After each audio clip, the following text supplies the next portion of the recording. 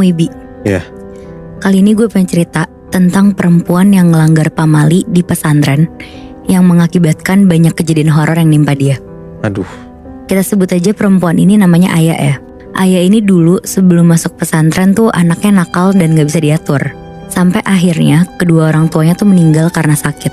Nah sebelum meninggal, bapaknya tuh pengen banget Aya nih jadi penghafal Al-Quran. Awalnya si Aya tuh mikir dia tuh gak akan bisa jadi penghafal Al-Quran karena dia tuh sama sekali gak agamis. Bahkan dia tuh sering ninggalin sholat, terus juga ngerokok, bahkan sampai minum-minum juga.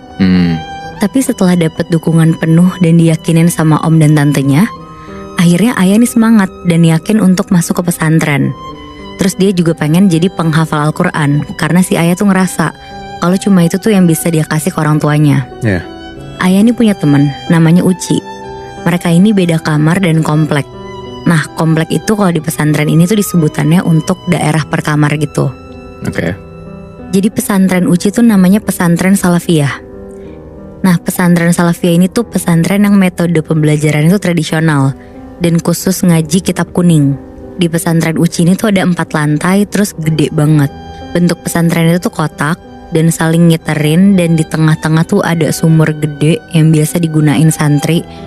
Karena sumur ini tuh biasa digunain santri buat nyuci baju atau minum langsung, karena air dari sumur itu tuh bersih dan udah didoain juga.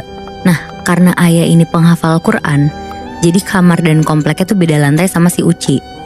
Karena semua santri penghafal Al-Quran ada di lantai 4. Alasannya tuh karena santri yang penghafal Al-Quran itu tuh kompleknya paling deket sama rumah kiainya. Jadi biar gampang setoran hafalan gitu loh.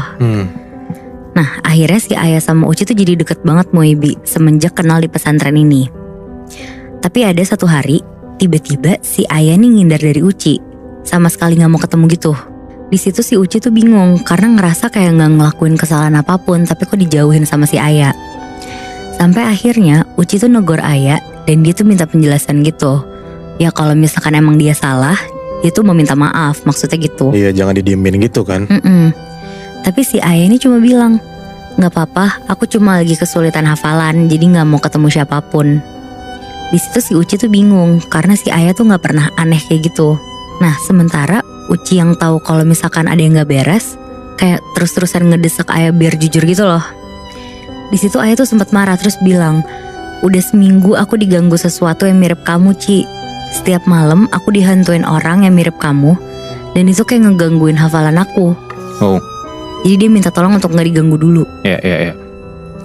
Ngedengar hal itu tuh si Uci kaget